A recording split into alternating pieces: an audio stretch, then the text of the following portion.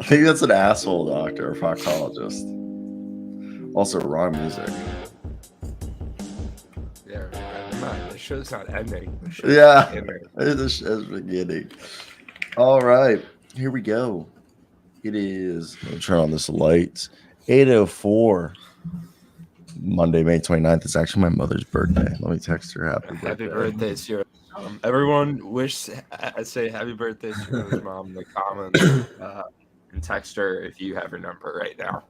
One second, I actually do have to text her mother. You know what? We'll put the number in the chat. Yeah, just drop the number. Hit my mom up.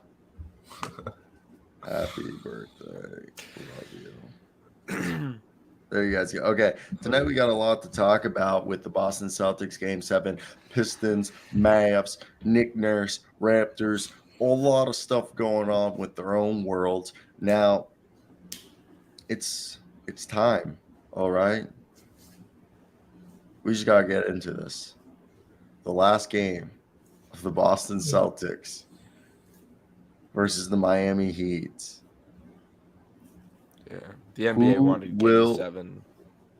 The NBA wanted Game 7. Who will win tonight between Jimmy Butler and the Undraftables facing Joe Mazzulla and the Town? What do you guys think? We just have to get right into this as we start today's episode. It'd be an atrocity if we just didn't start this off. Let's just get it out the way. Okay, it feels like we've been stuck on this series for 2 months now. All right.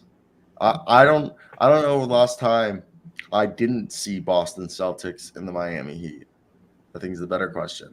So let's get right into it. Who do you guys have and why? The Celtics, because they're better. You're boring. But I've taken the Celtics today to fade myself.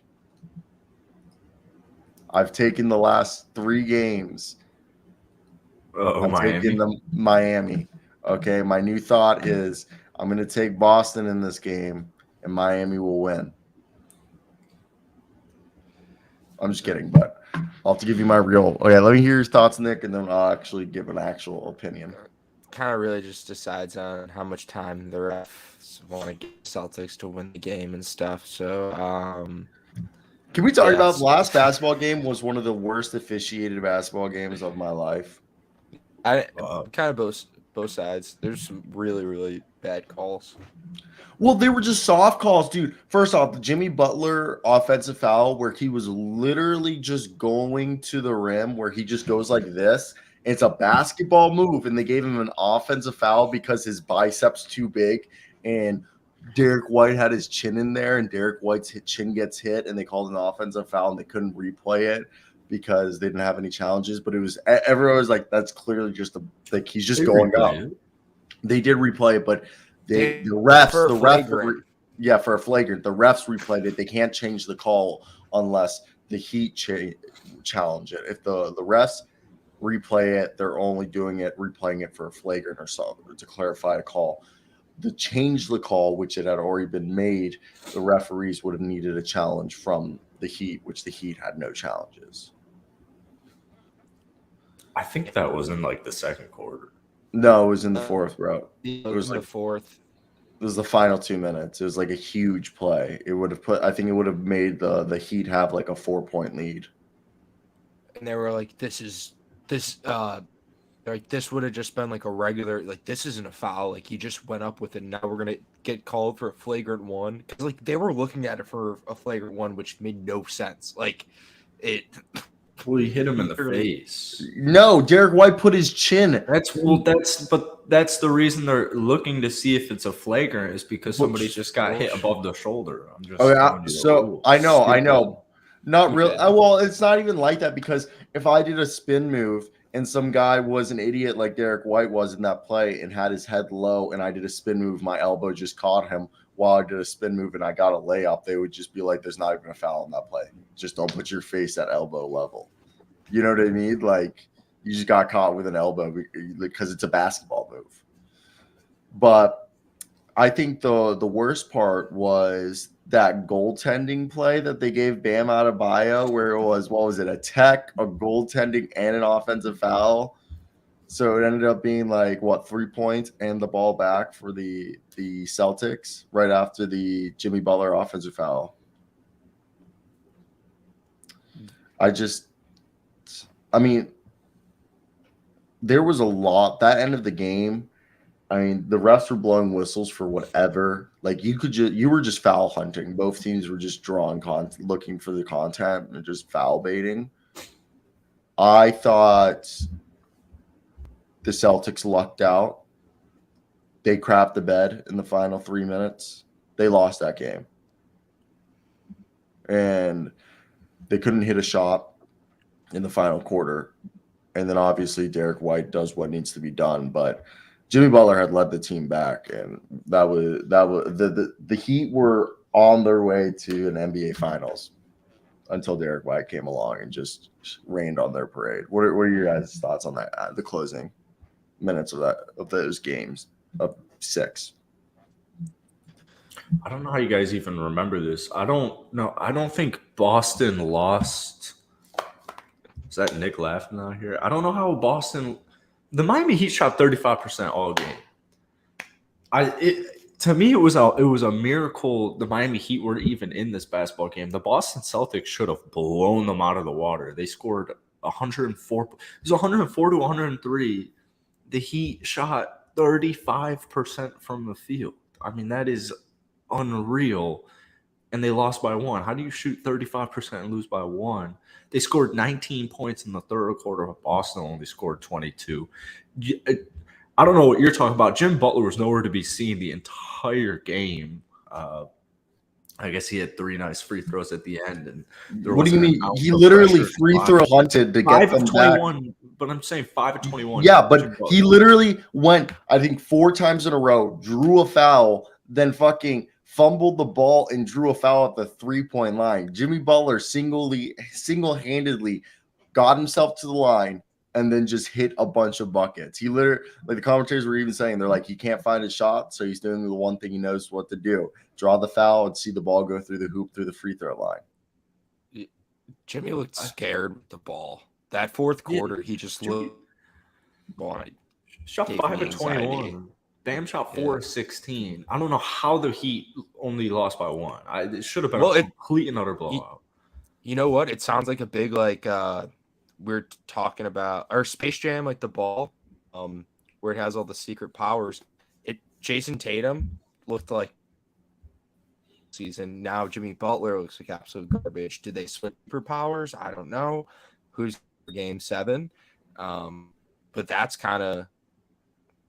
Like, we haven't gotten like good games from both players. I get that's so the Miami Heat outscored the Celtics in the second half, and in the final quarters, this Heat outscored the Celtics as well. The Celtics just in the fourth quarter couldn't get it away. I mean, Derek White by Duncan 6, Robinson, but the second half threes. Duncan Robinson lost in the game back to back. Wide open, spot up threes. He bricked. Paid him 95. He was nervous. I put out both those shots were long. His form was off. Long. No, both shots he was probably thinking about the shot and not like missed them both long. I think he was nervous. The first 3 he dribbled. I don't know why he dribbled. I think he was nervous. Yeah, no, that's what I'm saying. He should have took too long. Was thinking too much. Yeah. Yeah. It is unfortunate to see because I really was hoping that I put out a tweet also saying, I was like, yep, Nick, Duncan Robinson might have trade value now. And then like those 2 plays happened. And so I was like, you spoke too soon. Someone like commented on the tweet. I was like, damn, bro. Because he's been like, he was really impactful that game. He kept the Heat in that game by making a lot of really clutch shots. Playing good defense and like just everything. Like it was the Duncan Robinson game in the second half. Like honestly, it wasn't even Jimmy Butler keeping in the game. It was Duncan Robinson. No, and those 2 shots, it happens. I mean, it sucks. It's not how you want to end, but No, of course and not. then the ending, yeah, Celtics got bailed out. That was the luckiest piece of shit. Well, the Heat got bailed out with the and it being a 3. Al Horford, what are you doing there? No, I heard it in so Jimmy Butler, when he at the top of the key, kind of when he is about to go to corner, he fumbles and drops the ball, and then he picks up the ball and dribbles again. So from what I've heard is Al Horford probably in his mind got thrown off by that because he thought he was about to get called for a travel, but because he fumbled the ball in basketball rules, he lost possession of the ball, so he can restart his dribble. So that's how he was able to get to the corner, and that's why Al Horford kind of got like discombobulated, and then that's why he like jumps everything. So they're saying because the way we saw it on the broadcast, we saw Jimmy's back. We didn't see him drop the ball, but from one of the journalists who was at the game, he said if you saw it from the other side, you saw that Jimmy fumbles the ball, picks it back up, and dribbles again, and that's where Al Horford does that kind of like thing and loses spacing, and that's where Jimmy Butler is able to draw the foul because Al Horford overcompensates and puts his chest into him, and Jimmy throws himself into him. Just good awareness in the situation. Now tonight we're in the Garden. Bam Adebayo and Jimmy Butler have been shipped in the last 3 games. Jackson, who do you have winning tonight and why? And then Nick. The Boston Celtics, because they're still the better team. And it'll be the second Boston, Florida playoff upset that I've called. So I look forward to the first time in NBA history being done. I don't think it equates to the 73-9 Golden State Warriors. I don't think it's the biggest choke job in NBA history, and I don't think Spoelstra should get fired. No, it's an 8 seed. Just want to put that out there. It's an 8 seed. You're up 3-0. Now the excuse becomes, we're an 8 seed. The Heat were a 1 seed last year. You still have Jimmy Butler. You still have Bam Adebayo. You're up 3-0. You should win the series no matter what you want to tell me. But you can cope all you want. How are you supposed to fight against a guy who watches the town 4 times a day? 4 times a week. I don't know how he does that. How do you watch a movie? He doesn't have sex with his wife. How do you watch a movie like every other day? The Town's not a short movie, is it? His wife's buying like BDSM and like straps and stuff, and she's just laid there strapped in the bed naked. And she's like, "Have sex with me, Joe," and he's like, "No, I gotta watch the Town." And he's just sitting there. 4-minute movie. It's an hour and what? 40 minutes? 2 hours. That's not bad. 2 hours and 40. I thought. So that's a 3-hour movie. 2 hours and 4. Oh, no, that's not bad. That's light work. That's 124 minutes. Doesn't he have kids and a wife though? Yeah. I'm telling you, he puts want to experience the world. Go outside. Also, people say being an NFL head coach is the worst. I feel like being an NBA coach is the worst. Like MLB, you don't really do anything as a manager, in my opinion. And then in the NBA, though, you're on the road half the games, and like you're seen on TV. You're like way more, and also basketball coaches are way more in shape too than football coaches. So I just feel like being a basketball coach, like it's way harder to be a family man. Got to be a single man. Look at Ime Udoka. Any single men that are coaches. Ime Udoka supposlly used to love to hit the clubs with his team, his players. I bet they're all single. In the NBA season. All right. Let me hear Brown. Jaylen Brown's a name to watch tonight. Who's gonna win? I can't see. I don't want to see the Celtics winning this, and this is all just coming from bias. Yes, the Celtics are the better team. The Celtics should win tonight. They should win this game, right? But like, I don't know anymore. The Heat are just, if Jimmy Butler keeps playing like this, yeah, the Celtics are gonna blow him out. This is gonna be so sad. Gabe Vince back and showed some promise there, which was nice. But I'm still gonna pick. I can't pick the Boston Celtics to win this series. I just can't. I can't do it in heart of hearts. So I think Bam Adebayo steps up, and maybe Hassan Whiteside comes off the bench and gets him a win. I don't know. Hassan, they've had him signed secretly all season. You just didn't know. You just didn't know that Hassan was there. But with that being said, in my mind, I want to do the betting thing where you fade. All right. So it happens what you want. But for me, I sit here and I want, even though at this point, I personally believe that the Denver Nuggets will win the championship regardless. I do want to see Jimmy Butler in there.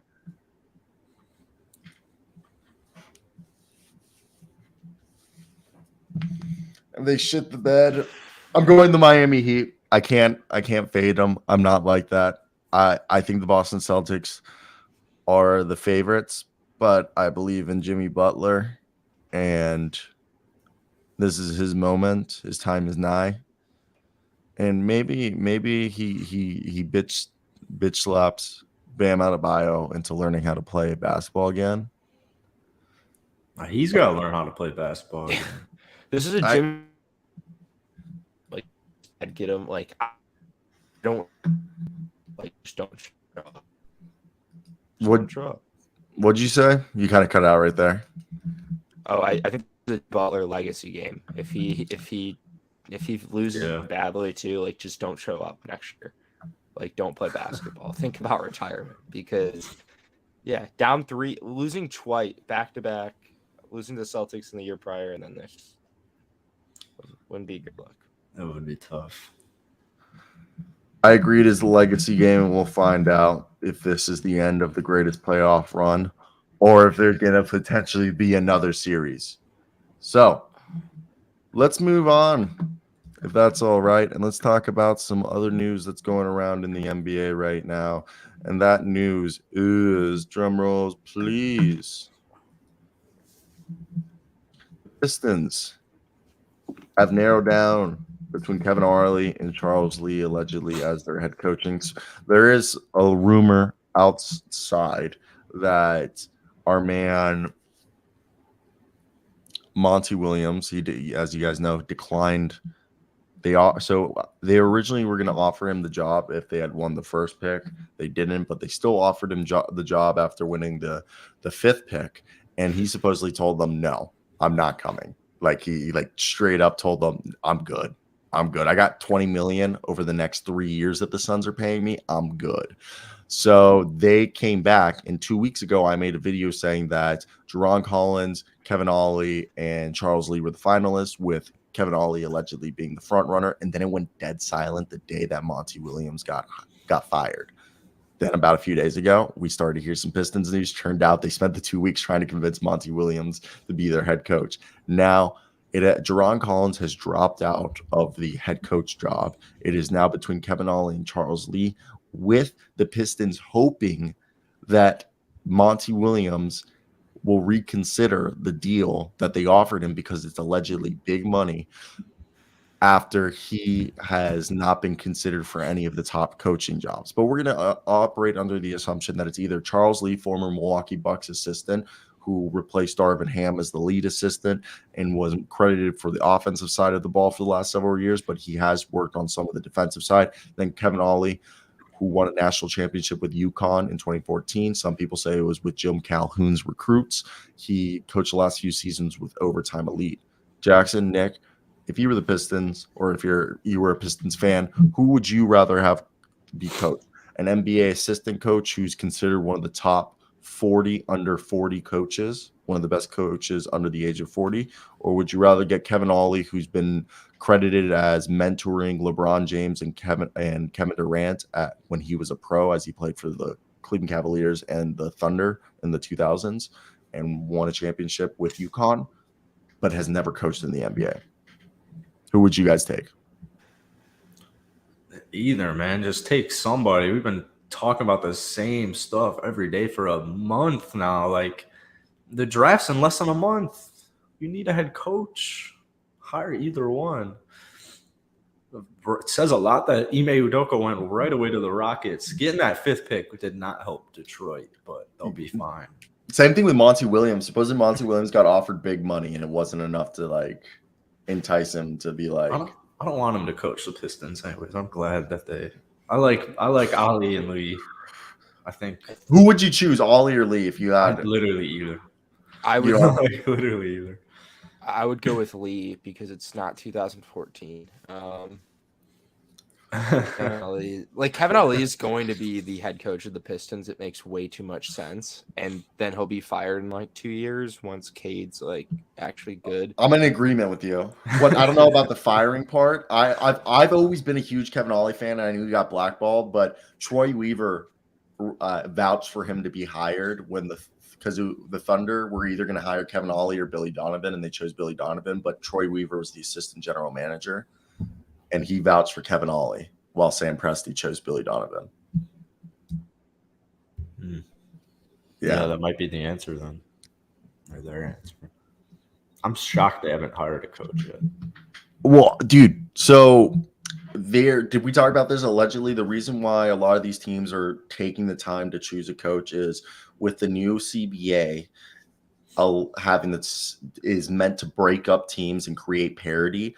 A lot of teams are taking their time in hiring a coach because they believe that their next coach needs to be able to extract as much from a roster as they possibly can, because they will not be able to create these gathering of superstars anymore, because financially they will not be able to do it because of the new collective bargaining agreement, tax aprons, and all those things. So a lot of teams are taking their time and finding a coach that they know can make sure, even if they can get the most out of any players. That's why these teams are taking so long. But I agree that I think this week we're going to see a bunch of hirings, because you got to give a head coach at least 2 weeks to figure out his draft.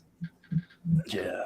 I mean, that's what you look for in every coach, is what can they extract out of players. That's what makes you a good coach. So the CBA added an element, I guess, but yeah, man, I just remember, I thought the Pistons would be the first team to hire somebody. So did I. Not my Rockets. And that felt like ages ago. That was probably a whole month ago, actually. It makes sense. I don't think Monty Williams wants to live in Detroit, especially after living in Phoenix. He was probably like, I will take my $20 million and just pull this Quinn. Somebody out of these coaches is going to pull the Quinn Snyder. We always got to remember that somebody's going to pull it. Obviously, he's going to change the name next year. We're going to probably call it the Monty Williams. It's where a coach says, I'm good. Okay. Karam, we're going to talk about the Bucks hiring in a second, but they're going to say, I'm good. Okay. I'm going to wait till next year's coaching cycle. I'm going to be the top candidate. Everyone's going to, I'm going to get the choice. I'm going to be able to choose what team I can go to, and I'm going to be able to maybe even get roster control. Because a lot of people don't realize that's what coaches want. They want roster control. Because a lot of coaches don't have a say on who they kind of have a say, but they don't actually have final say on who is on their roster. And a lot of coaches want that. I don't want Monty Williams having control over my roster, so I'm glad. I don't want him in Detroit. I'm glad he doesn't want to be in Detroit. All right, so let's move over. The Suns and Sixers. We don't know for sure, but allegedly they have extended an offer to Nick Nurse. Now, the idea is that Nick Nurse is now taking time to decide between whether or not he would like to join the Suns or the Sixers. He's considering his options. I personally say I would rather see Nick Nurse coach the Kevin Durant and Devin Booker than Joel Embiid and Tyrese Maxey. Who would you want Nick Nurse to go to? But supposedly he is very much enticed by the connection with Daryl Morey, as Daryl Morey and him worked together when he won a championship with the Rio Grande Valley Vipers. So this is... I can't take that seriously with the Rio Grande Vipers. Feel it, Yes. baby. Exactly. So who do you guys think Nick Nurse should go? I personally think it should be Phoenix. The chance to coach Kevin Durant and Devin Booker is way more enticing than I think Joel Embiid and Tyrese Maxey. At least KD has a ring. Yeah, go coach KD and Devin Booker. It's like the no-brainer answer. Like that should be the answer. Reason he's mulling it, playing this jersey as connect like from a connection standpoint. Like that. Nick Nurse as a Sixers coach makes too much sense in my brain. He doesn't seem like a Western coach No. type of guy. I think he's going to Philly. He just doesn't seem like the head coach of the Phoenix Suns. He just doesn't scream Phoenix to me. He's an East Coast basketball coach. There's Philly. no way. There's no way. Like, because who would choose, like, in any hypothetical, Devin Booker, KD, or Joel Embiid and James Harden? Like, I guess, I don't know. But I'd rather coach KD. He has a playoff experience. He's won a championship. He's, you could say, probably the most talented player in the league, or one of the most talented Yeah, players. they're just better than Philly. Yeah. They just are. Their roster's better. Yeah. Nurse has experience with no depth. So Yeah, Harden. Yeah, and Harden can go right back to Houston. So like, No, I agree that I think there's a lot less uncertainty with the Suns. So at least you're walking to the Suns and you know what your roster is going to look like. You're like, okay, I got myself KD and Devin Booker, and if I want to keep Chris Paul, I have him, and I have DeAndre Ayton if I want to keep him. At least I have 4 good players that I like that on there. You're walking into Philadelphia and you're like, so I have Joel Embiid and Tyrese Maxey and Tobias Harris. Maybe James Harden. my highest paid player is Tobias Harris. Like, I think Joel overtakes him finally next year. I think Joel finally overtakes him. Yeah, but he's not a Phoenix guy. yeah, you could see him in the blue. You could see him in the Sixers blue right there. Come on, sign him already. Sixers. Yeah, he looked good in the Sixer blue, like a jumpsuit. Jumpsuit, Nick Nurse in the jumpsuit. Though, let's be honest. It seems like Matt Ishbia has a deep pocket. You think Nick Nurse, Daryl Morey goes, hey, here's 5 years, $20 million or $30 million. And he's like, oh, yeah, I'm totally for it. And then Matt just calls him. He's like, by the way, I know we don't have a relationship. I know we don't really know each other. But here's 5 years, $50 million. Oh, my. He just fired Monty Williams with 3 years, 20 left. Do you think Matt gives a fuck about the cost? No, this dude comes in and like 2 weeks into the job, trades for Kevin Bleepin Durant. Also, the other thing is, Matt also just said, hey, by the way, we're getting sued right now because all the our former broadcasting partners are pissed off that I'm willing to take like a yearly $10 million loss or some shit like that and just offer everyone in the Arizona area free Sun games, because he's like, I just want as many eyes on Suns games.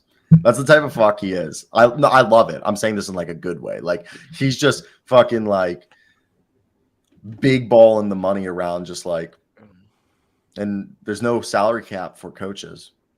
It's a rich misfit. We'll see how much. I was gonna say we'll see how much Nurse values the money versus like the connections. Getting fired from Toronto, maybe wants to be somewhere.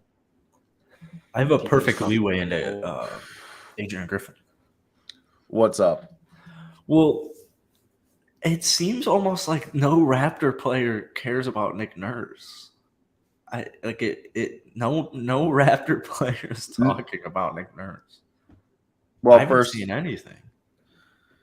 I think personally, the Raptors as an organization don't talk much. Like, you never hear anything. The Raptors are a very tight-lipped franchise. That's like their motto. I know, but I'm talking their players. Like Freddie Double V, the first thing he did when Adrian got hired was congratulated Adrian. I didn't see anything about Nick Nurse when he got fired.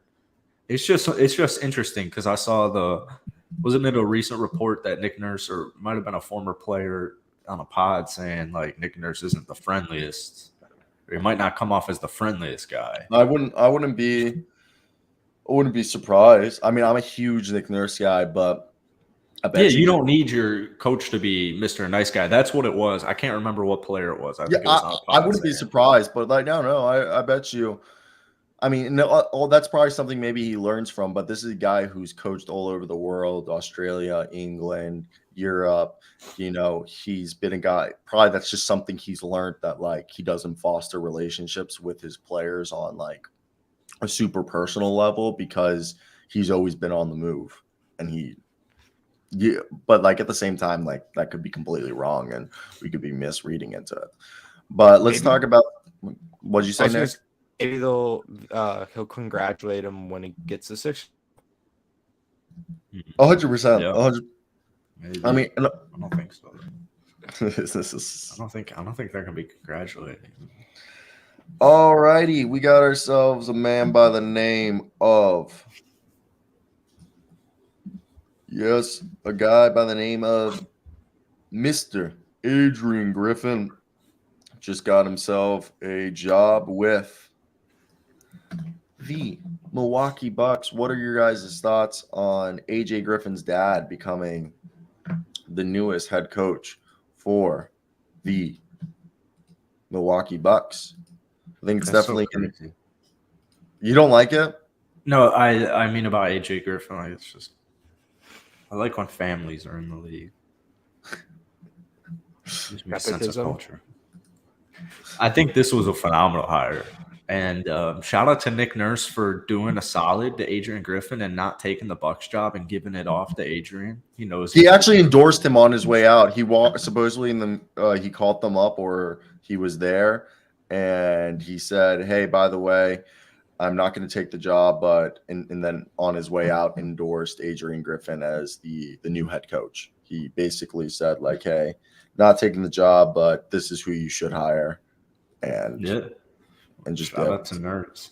This is the man for the job, and they got Giannis. Giannis endorsed him. You got to keep Giannis happy. And if Giannis wants a first-year head coach, you can have a first-year head coach. I think if you're going to hire a first-year head coach, Adrian Griffin is a phenomenal move.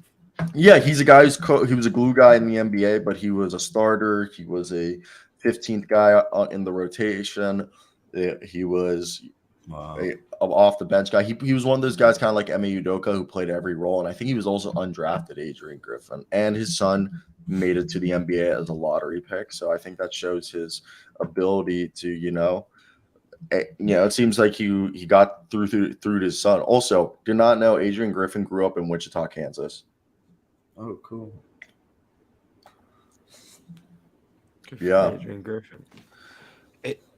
I think it's good that, the Giannis accepts it, because I think that's the only thing you worry about with the coach, like a first-year head coach, is how the stars see him. You don't want a Steve Nash situation. Exactly. And, like, he's known for, developing that young talent, and it's what the Bucks kind of need. They've never really had a coach who focuses on developing young talent. So I think also Adrian Griffin, so Nick Nurse made all of his assistants every single season to have a new responsibility. So one year he spent coaching defense, the next year he would spend coaching offense, the following year he would spend player development. So Nick Nurse actually had Adrian Griffin coach every side of the ball. So I think that's another thing that people don't realize, I think is a really good thing. And if I was a coach, that's how I would do it. Have my assistants rotate responsibilities every year, so you learn each side of the ball. And I think this is an interesting hire. I think it's smart to get the guy that your superstar wants. You want to keep Giannis happy. And if you weren't going to get a championship head coach, at least get an assistant from a championship winning organization. Adrian Griffin was on the Raptors squad that won the championship in 2019. So I think there's that's a good connection for them. But yeah, I hope that everything just works out the way that they hope, and it doesn't like blow up in their face, and that hopefully he's not too green behind the ears, and he's a Darvin Ham type guy, and he comes in and is able to command the respect of the locker room immediately and get him to play hard. Thoughts? Great hire, big loss for Toronto, man. It is a big loss, but like, pleased. I'm pretty sure they had said that their locker room, they had basically, I'm pretty sure they had basically opened their locker room, not locker room, but their bench was gone. Like everyone on their bench was free to leave. Yeah, just all new coaches are about to be in town here. No, They get their guy. I wonder, what do you guys think? Do you think he's gonna be good? Do you think he's gonna be bad? I think it's going to be interesting to say the least. Very dependent. Giannis. It's going to be very dependent on Giannis. If Giannis wants to jump ship, come to Chicago. Yeah, it could always happen. So bring AD over too. Yeah, that's always. Imagine you guys a are trio funny. of Kobe White and Giannis and AD. Got Pat Will on the, It's like on the fifth seat. Yeah. All right, 2026. you guys are the worst. But no, I think it'll definitely, just time will tell. So let's move on and let's talk about right here. We got ourselves some Mavericks news. All right. So first off, with the Mavs news, they're not interested in a sign and trade for D'Angelo Russell. If Kyrie Irving was really trying to first force his way to the Lakers. And finally, the other report we've seen is that they have no plan to assist Kyrie Irving in changing teams. So what are your thoughts on the fact that, I mean, I've said it this whole time, and I remain steadfast that they're going to be the ones re-signing Kyrie. They can offer him the most money, the best deal. It just makes the most sense for them to keep Kyrie. What are your guys' thoughts? Are you guys in agreement, or am I just dumb for thinking this? I mean, yeah, it's in their best interest to keep Kyrie because I don't know what else they're going to do. I don't think Kyrie and Luka work, and I think that was pretty evident in what we saw of them last year. But, yeah, I guess from a team perspective, you have them, so might as well not lose them. I mean, the Mavs need depth anyways. It's not like Kyrie's the needle mover. They supposedly, Nico Harrison and Kyrie, when the trade was done, they had a handshake agreement that Kyrie would join the team. I mean, would re-sign with the team to a max contract. Yeah, if they're gonna max him, I don't think he'll want to leave.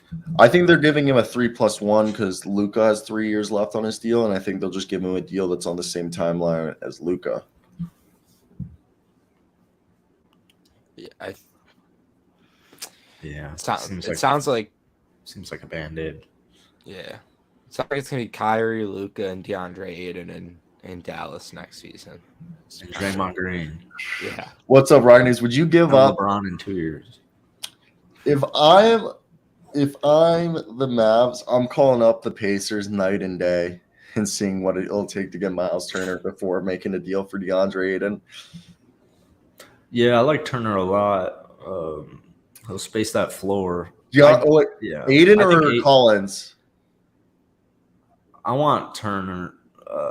If Turner's not available, Ayton or Collins? I'd probably go Ayton just for the height, but I do like the idea of a stretch big like KP. That's just never happening. KP's not coming back. They should get Kuz and KP. Yes. Bring them over. I actually made a video yesterday because I was like, well, will Kristaps and Kyle Kuzma still be re-signed? Because there's new execs in town, and supposedly Michael Winger is very aggressive. But I don't know. I think would be perfect for Dallas. Kuzma would be perfect for Dallas, but I think Kuzma's staying. Now, Hmm. with the rest of this team, I think it's definitely going to be interesting to see with JaVale McGee, Dallas Bertans, Tim Hardaway, and the 10th pick what they do. Can they get anything of value for those? No.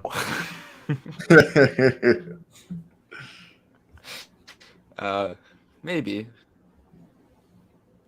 No Yeah, way. maybe. So we kind of have Ricky Rubio news. You guys don't care? I just Particularly, but let's I hear want it. to know about Ricky Rubio. Yeah. What happened? So Ricky Glad you Rubio, didn't say breaking news about Ricky Rubio. hey, it kind of is breaking news. I I might. don't know if Ricky I'm on the. Rubio's breaking news anymore. Okay, he's breaking news because he banged your mom, bro. I don't think he did.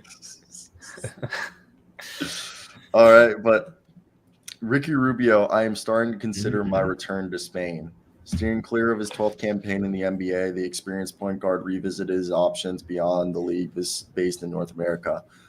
I'm starting to consider my return on intending to move back his talents back to Europe during an appearance on La Sonta, going home to Barcelona, close to home.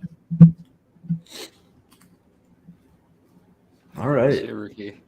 Yeah. You guys don't care? I'm like heartbroken. Do whatever the hell you want, man. Okay, you guys just don't care about Ricky Rubio the way I No, do. dude. It I like makes me Ricky feel Rubio. old. Makes me feel Fuck really you old. guys. We'll talk about the Raptors narrowing down the list. Remember No, Rubio you're on done. the Jazz? Ricky Or, Rubio doesn't Griffin? deserve. If you guys are gonna treat him this way, he doesn't deserve your guys' fucking comments. Okay. Dude, that guy could have been on potential wise. Ricky Rubio could have been the best point guard in the league if he figured out his jump shot. Like potential wise, he was like Tony Parker, Steve Nash. Like he was everything. He was everything. If he figured out the jump shot and how to score inside, Ricky Rubio would have been the best all-around point guard of his generation. He was already arguably top 3 best defensive point guard and best passing point guard. All right. That's season he had a 3-point shot. What did he average? Like 15, like 7 assists and like 5 rebounds and like 2.5 steals. Like Ricky Rubio for the first 4 years of his careers almost averaged 3 steals a night. Yeah. You want to guess his career statistics? Probably like 11, 5, 5, and 2 with like 39% from the field and like 32 from 3. You got a lot of those right. 11 points, 4 11 point what? rebounds, We got to do the point.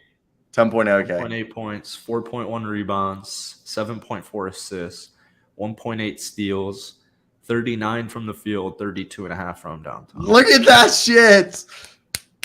The 7.5 assist number is sneaky. That's got to be. That's got He had a couple like, years what, where he was top like 50 9 on assists. He was like 9 assists a few years. I remember, Rubio on that Phoenix year, he had 9 assists. And it was like, did he average 17 or 16? No, he's never averaged more than 13.1. First year in Utah. I remember his first year in Utah. Ricky Rubio was nice. I'm gonna make a Ricky Rubio video after this. I remember Ricky Rubio in middle school. Like that's how I remember. Yeah, old I feel. I remember this dude in middle school. I had a You reel told that me he was in Spain though last year. I would believe you. Yeah, this past year wasn't. he came back from the Coming ACL back from injury, injury. and he wasn't that great. But supposedly the Cavaliers, this might backfire, but they've been pushing him to play with the Spanish national team this offseason to get in better shape. But Rubio 2 years ago on that Cavs team was nice. the Raptors are heading into their final stage of their head coach search. Right now, it's rumored that Steve Nash, Doc Rivers, and Jordi Fernandez are the final 3 candidates. It has not been confirmed, but we know that Steve Nash, JJ Redick, Jordi Fernandez, Sergio Scar Aiolo, Monty Williams, David Aldman, Chris Quinn, and Becky Hammond have been people they've interested or interviewed. But the rumored final 3 candidates are Doc Rivers, Jordi Fernandez, who's one academic paper away from being a doctor, and Steve Nash. There's belief that Steve Nash, under a more stable management and in a better environment, could grow into a fantastic head coach and help develop players. Jordy Fernandez is just seen as like a wonderkin. We talked about him the other day, Spaniard. And then, of course, Doc Rivers. We can all three agree that please do not hire Doc Rivers. Please, on God's green earth, Please get hire do not Doc hire Rivers. Doc Rivers. Hire Doc Rivers today, Toronto. Shut That up. needs to They'd happen. probably win 50 games and lose in the first round or second round next year. They just be hiring Dwayne Casey. What if they did just hire Dwayne Casey? They're like, we made a mistake. Bring him back. Sometimes you got. I think sometimes you Jordy's the guy. Steve So do Nash I. worries me, man. Steve Nash's next coaching job is kind of do or die. I don't know if Toronto's the spot. to I get think it Steve going. Nash should go to Golden State and just be on Steve Kerr's bench until Steve Kerr retires. But and then the issue replace with him. Steve Nash when he was in Golden State is apparently he was in LA all the time. Yeah, I heard about that. So, Apparently, Yeah, like Warriors fans weren't huge on his involvement. isn't yeah, so yeah, I players. forgot about that. Yeah, Steve Nash, he commuted like Yeah, once or yeah. twice a week. He would only show up to facility like once a week, and he was like a consultant. I completely forgot about that. So I also think Steve Nash, it's risky. I think if you go with a guy like Steve Nash or JJ Redick, even Jordy Fernandez, you got to let them build a very experienced bench. Those guys need like former head coaches on their bench. How funny would it be if JJ like Doc Rivers announced is on his assistant. podcast? You got the head If coach. JJ what? JJ Redick announced on his podcast, like, Oh, he's the next coach.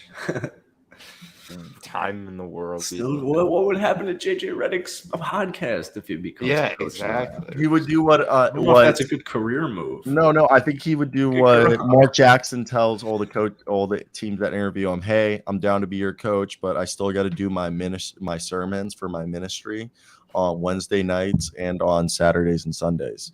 So maybe he'll I be don't like, have an issue with it. Imagine JJ Redick doing the podcast while being an NBA. I've thought about like what Scotty Barnes just didn't play hard tonight. yeah, Bring what's his face over too. Bring Draymond over. Just get new media in Toronto. Just have Toronto be the new hub of new media. It's like a Basketball. reality TV show with Draymond's podcast. You get Matthias doing vlogs. Yeah, you'll have the dude, whole you remember Bring Matthias? Hassan. Or You not remember bring back. when they made Matthias, half of Matisse Thybulle's career hype was the fact that his rookie season in the bubble, he started vlogging and like he went viral for vlogging. Like I feel like Did that's he happened. really? You don't remember that? Oh, I didn't watch much bubble. dude. His bubble vlogs gave me like Casey Neistat. Like they weren't Casey Neistat, but like, Just They were good. production. He was like on the great Tonight Show. Like he storytelling. was on late night TV because of it. Jeez. Like he was on go back morning and shows. watch one. Yeah, Yeah. they did like basically the reason why so many people know who Thibault is I think he has like 1 million subscribers or some shit now. Like he like blew Oh, up. wow. Like I didn't even like sought him. Like I remember during the bubble, like YouTube recommended his shit to me. And like I watched one or two because I wanted to see what the bubble was. It was just basic vlog. Like it was like basic vlog. It was just an NBA rookie like showing what the bubble was, you know? Like But it was Sick. like YouTube, like him in the bubble, old vlog style, just like his day in like the NBA bubble, man. I miss that type of YouTube. Need that. you sound nostalgic. Yeah, getting back to like 2016 now. It's better Social times, media in man. 2020 was pretty dope during the Yeah. bubble. Everybody was on it. Dude, I remember you remember what was it? Jimmy Butler's coffee. Love Jimmy Butler's coffee. Isn't he like a coffee savant? Like he's like obsessed. He's a connoisseur. Connoisseur. Didn't we talk about this on the show? Yeah, we recently? did talk. Yeah, I think we did. I didn't know this. You guys shocked me. Yeah. What was it called? What was Jimmy Butler's coffee called? Was it not called Jimmy's Coffees or Jimmy's Beans, something like that? Jimmy You guys- Beans? That's a good Jalen name. Williams has a YouTube channel. Jimmy's I gotta Beads look. would be a great fucking name for his coffee shop. Can we That is agree a on great that? name, yeah. I didn't even think about that. I might make a coffee shop and call it Jackson's Beans. It's just, dude, we call it Jackson's Beads. But I think the best was in the bubble when they filled the lake with fish so they could fish. No way. Are you serious? That's fine. Yes, they filled the lake so the NBA players could fish. Big face. Also, coffee. wasn't it the best when, what was it? Okay, so a comedian I listened to on tour went to Atlanta, and supposedly there's this place in Atlanta that have like the best wings on the country. And supposedly Lou Williams, it's a strip club, and Lou Williams supposedly left the bubble to go get these wings in Atlanta and came back with said wings. And that's why he was suspended. And he said, that's why he said during he posted on his Twitter like, damn, he's like, I understand now why Lou Williams left the bubble for these wings. And then he had Lou Williams like call me, he's like, man, I'm trying to get that shit put behind me. And it was like, dude, that was the best. Remember when he like it wasn't just that he got the wings, there were pictures of him at the strip club. oh Like, yes. Really? he went to the strip club. Because yes, it was inside the strip club, but it's supposed he went for the wings. That's all. Yeah, he was like, I just went to pick up the wings. 6 hours. I'm pretty sure Atlanta's like 6 hours from Dude, fucking. the bubble was just a great. We need to have the NBA. No, bubble the best again. was when all the guys who got caught sneaking chicks in, or they were just trying to get pussy. They were just. The Rockets could have a championship now if Daniel House Jr. didn't call up some ladies. Dude, what are you trying to say? You know what? The NBA should have just provided escorts. Also, I liked how like a month into the bubble, they created like conjugal visits. No, what's it called in prison? It's conjugal. Yeah. So they arranged that their wives and girlfriends could come visit them at the bubble, but they would have to, 2-week process. They would have to stay in another part of the resort in quarantine for 2 weeks before they could they'd have like a 3-day weekend together. So imagine just walking down the hallways of that hotel. It's just like, yeah. It's just like you were walking down. It's right. Everyone was getting their nut off. No, hotels have pretty good soundproof. I thought they ended up bringing all the families there. Yeah, that's what I'm saying. They brought their families and girlfriends, but they had to like quarantine for 2 weeks before they could bring them in. But imagine if they just handed out like scro guards to everyone. They just walked down the hallway with the scro guards, like boxes of condoms. Remember, guys, protection. It's not just for COVID. Nick, did you watch the Dave episode with Allie yet? No, dude, I haven't. Don't. I'm not spoiling anything. I'm on episode like 5 only. I also want to say every season of Dave has gotten worse. The show just didn't go. I think the show. Love our buddy. No, but I love Lil Dicky, and I get he's like my favorite rapper. I get compared, told I look like him half the time on YouTube or in person. But I personally, first season, they've never mentioned the Gunna verse that he paid $40,000 for on the last episode of season 1. Oh, YG. Yeah, that he goes to tour and he's like, yeah, when I get back from tour in Europe, we'll rap that verse. Never mentioned again. All right, and there was way funnier bits. You remember the Macklemore bit where he's that was really funny. There's never been bits like that again. Now that was really fucking funny. There's actually one, and there's one at the Met Gala. I think that's probably where 5 is. But the thing is the more and more the show went from being a sitcom to being more of a drama. The slowly turned into a Shameless style drama where it's there's actual heartfelt or serious moments where, and then mixed in with comedy instead of comedy with the a little bit of drama. And the other thing is Lil Dicky is still yet to make his character likable. I think everyone can agree. Lil Dicky's. I mean, that's what everyone writes. Lil Dicky's an asshole. He's clearly an affluent, ignorant, oblivious. You know what I mean? I think that. Yeah, the show's just about him. So I know, but he just comes off unaware privilege, like almost like to like the point where it's like, you know what I mean? Like, I think that's the point. I don't know. I think by the end it'll. I just don't think the show went the way where it was, and like I just don't. I think every season there is less and less funny episodes, or like the first season, I say like so funny.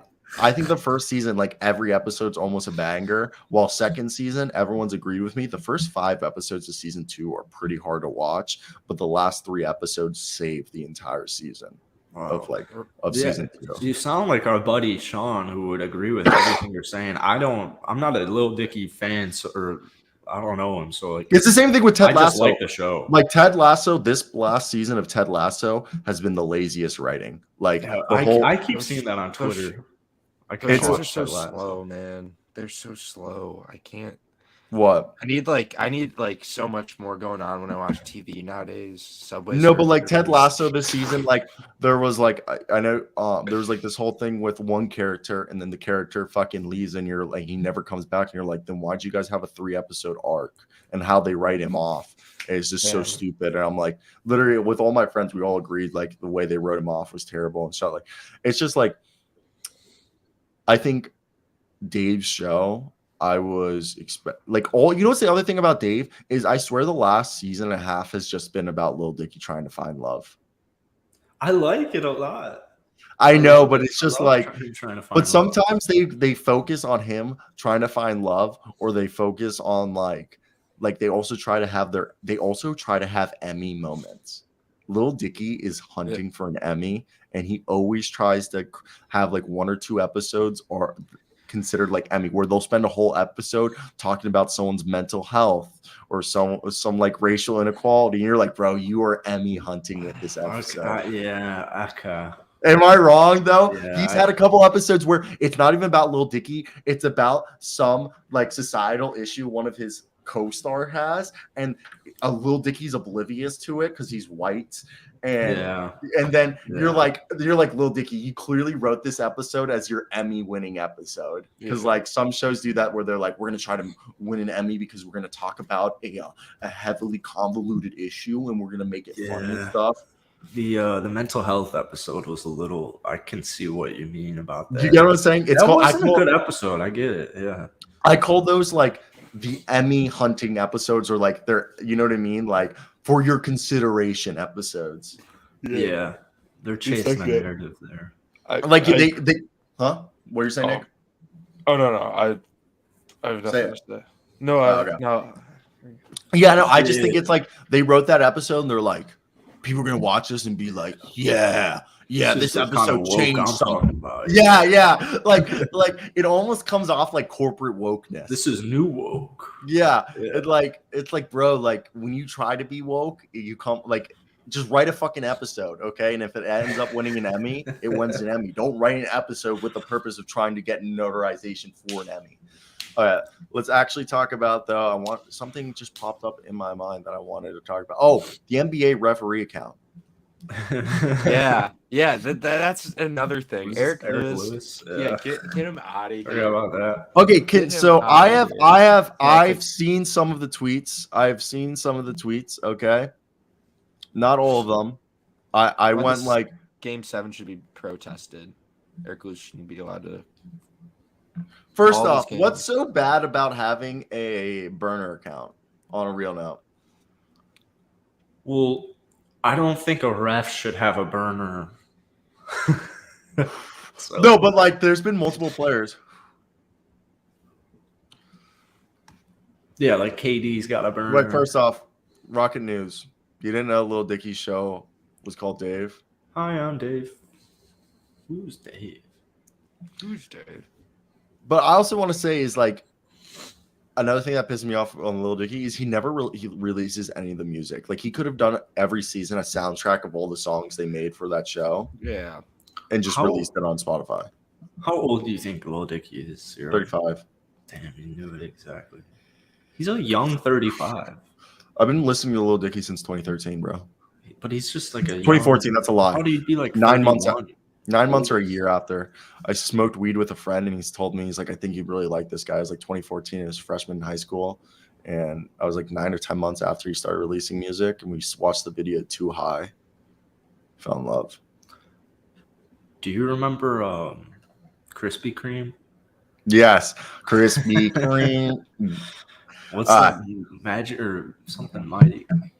So let me give you guys a breakdown for anyone who's unaware of the NBA investigating referee Eric Lewis. So the NBA has opened an investigation involving Eric Lewis with burner accounts. He has an account called Cutliff Blair. That's the handle, at Cutliff Blair, Blair Cutliff. And its potential issue is a league rule against referees commentating on officiating publicly without authorization.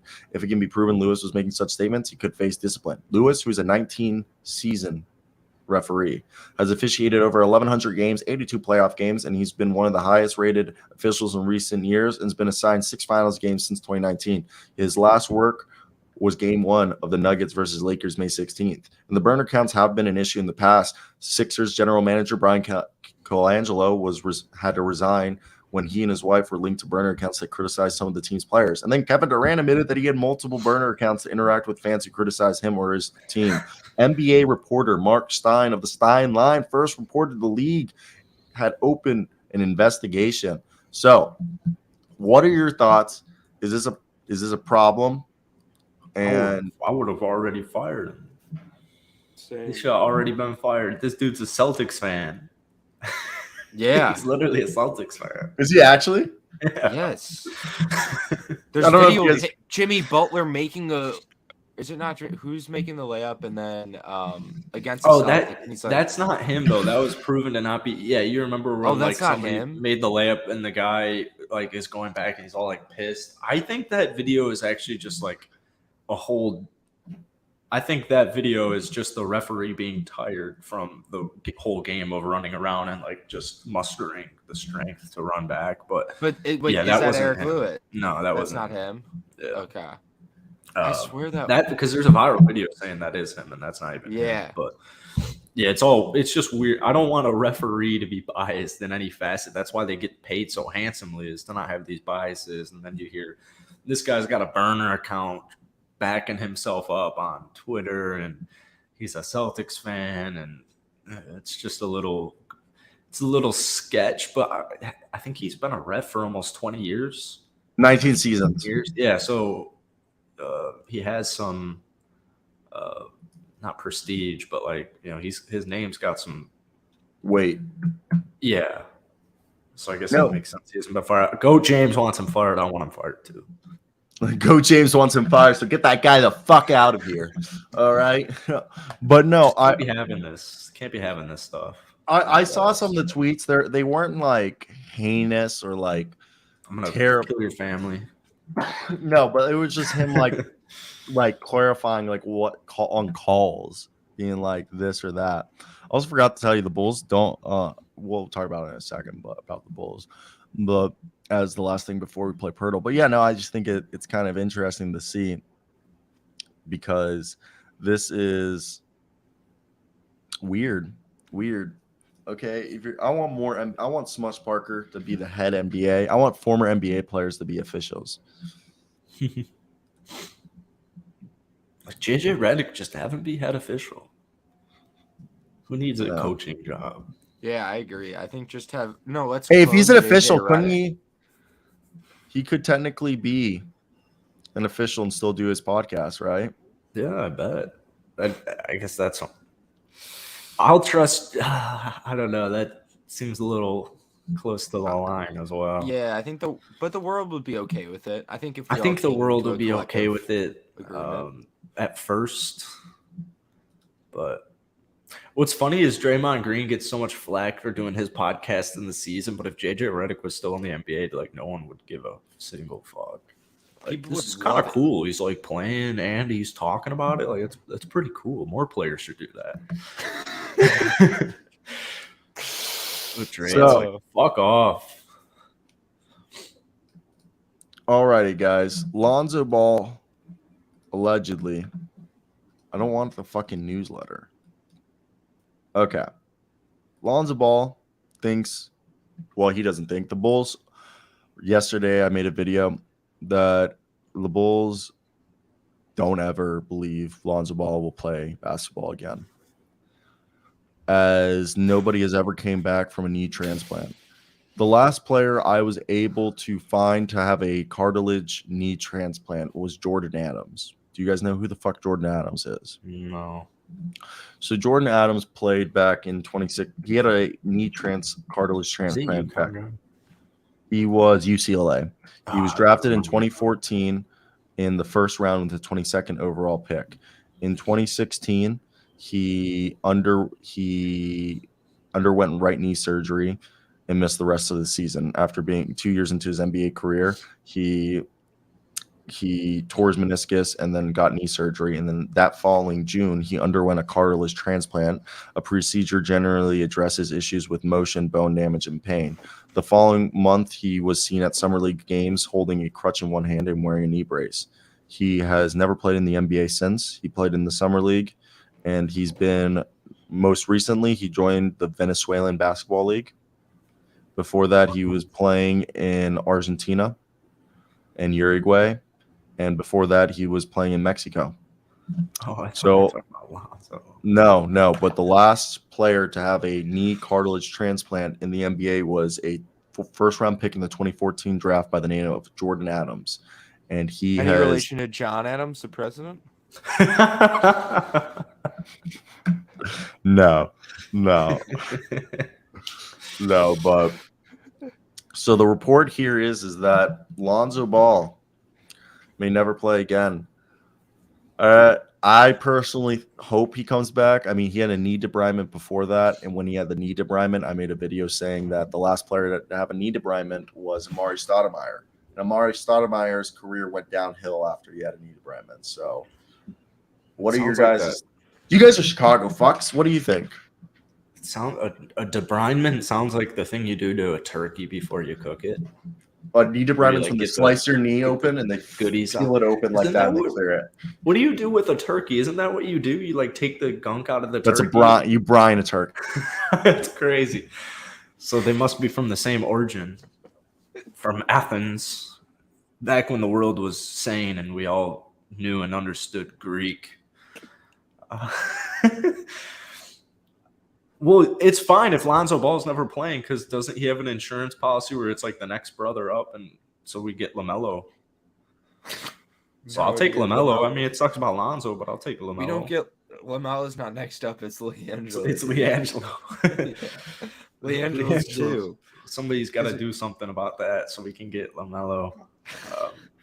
It's all a ploy. People don't realize is that it's all a ploy because what it is what they're really doing is they're saying that there can only be two Ball brothers in the league at a time. So once Lonzo leaves, the door opens for LiAngelo because they can't let LeVar be right and have three Ball brothers in the league. If they stuck to their original plan and stupid China didn't get involved, all three brothers would have feasted at UCLA, and LiAngelo would be the starting guard somewhere. But if LiAngelo didn't steal stuff, he probably would have had a different career path. Definitely. Damn.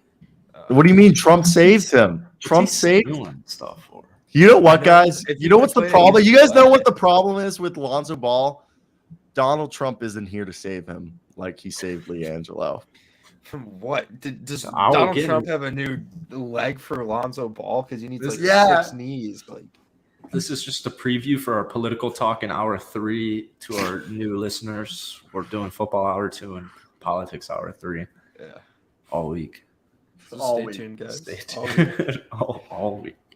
But it realistically, it's really sad what's happened to Lonzo. And they're saying that it might be because of the big baller brand shoes, that there was no R&D that went into those shoes. And that could have been some of I've also heard it's because of his dad. The other one, people said his dad, what was it? They were 6 years old, 5 years old, lifting weights and all this shit, and AAU, just a combination of shit. Yeah, it's so sad because he's so for Bulls fans, he's exactly what we need. Yeah. He's Jason. He was our generation's Jason Kidd. This dude. I remember Lonzo's first summer league game with the Lakers. You don't remember people's summer league games, but you remember Lonzo Ball. The hype was so big for him coming out of college. And then the Bulls actually get him, and we got DeMar DeRozan, and I think it was in like the same 24-hour time frame. Jackson. It's like Lonzo Ball clip for Instagram today. he what? We should do a Lonzo Ball clip for Instagram. Oh. Yeah, it's so sad, man. Like when we got Lonzo Ball, it's like no fucking way. We just got the Chicago Bulls just signed Lonzo Ball. Like there is no way that is a real Sign and headline. trade. And we actually fucking got Lonzo Ball, and there was some tampering involved and all that. But Worth it. come on, dude. I'm still hopeful he plays, but it might not be for Chicago, and it might. I don't not think be he'll the play. NBA. Ooh. That's so sad. Who we Go got Uncle right here? Jeff. That does look like Jeff. I'm going with Uncle Jeff. I'm going with Unc. Oh, he is in the West. Really thought it was Unc. Yeah, that was my guess. Damn. Yep. This man wasn't even on the The ballot. For 6 UCLA. Some bull. Another UCLA Bruin. Norman Powell. Let's do a deep dive on UCLA sleeper veterans in the NBA. Dude, I still can't believe the Cardinals released. Hopkins? Yeah. Future Packer. No. Future Lion, dude. He's going to the Lions. Lamar DeAndre expects. Hopkins will be a Lion, and it's gonna break the NFL. What if It's the gonna Bears break have all it. the cap space? What if we just offer him $100 million? I would do that. All right, though. $100 million. You guys got That's how anything we- else? No, we'll go right into our football talk. Yeah, Thank the you Packers for will be 9-8 at least next season. I don't know I what got Nick's pissed. thinking One about that. The Jordan Love partying. He Dude, looks did so you- tiny, dude. Did you see He how looks small so he looked? tiny. I thought that was Bryce Young. I know he's a bigger guy. I mean, you don't need to be strong to be a quarterback. I just thought it's funny, like what I've been seeing a lot in Packers fans is like because the Justin Fields jacked. I don't know. First off, how the fuck Justin Fields looks like that, not eating meat. Oh, he's eating tofu for breakfast. Man probably hates his freaking life, but I don't know how he doesn't eat meat and looks like that. But Jordan Love's, he's got a big arm. It's probably the size of my arm. Like you don't need a crazy arm. He can still It's all throw about Trey that Lance. thing. Trey Lance, baby. It's just so funny. Seahawks Jordan better. Love, man. The Packers will be. Give me a win-loss projection on the Packers next year. I'm gonna go 9-8. I'll get to start at 9-8. kind of seems real. Like I realistically think they'll be around that. I think Jordan loves the truth. Yeah, Bears 7-10 for Bears. 7-10. Going to just book the flight for week 1. I just booked my hotel for summer league. Nice. Let's go! Wow. Las Vegas. 12 days. I'm not gonna gamble. I'm not gonna drink, and I'm not gonna talk to any strippers. I'm just gonna work in my Motel 6. I'm just kidding. Probably. Good call, man. Yeah, it's a good call. Stay safe out there. Good call. Yeah, supposedly Las Vegas ain't safe. No, dude. They're gonna get the A's, so that should. Those fans are pretty safe. The with A's, the Vegas fans. Awesome. All right. Anything else we got to talk about before we head out? Second week OTAs. I don't know if they're going today because of Memorial Day, but Probably. keep an eye on the Browns. And the Steelers. This isn't to Luke, but I really hope the Celtics lose tonight. I really don't want the Celtics to win for so. I many want to see reasons. Jimmy in the With finals. so many reasons. Yeah. What are you guys gonna give me for correctly predicting the first ever 3-0 comeback? An escort. I might pass on that. So what else? Hookers. Strippers. I pass on that one too. Uh, I take cash. Some things I would take cash, checks. All right. So I'm heading out. I got a Pay. shit on deck. I have PayPal. He doesn't. No Venmo. no Venmo.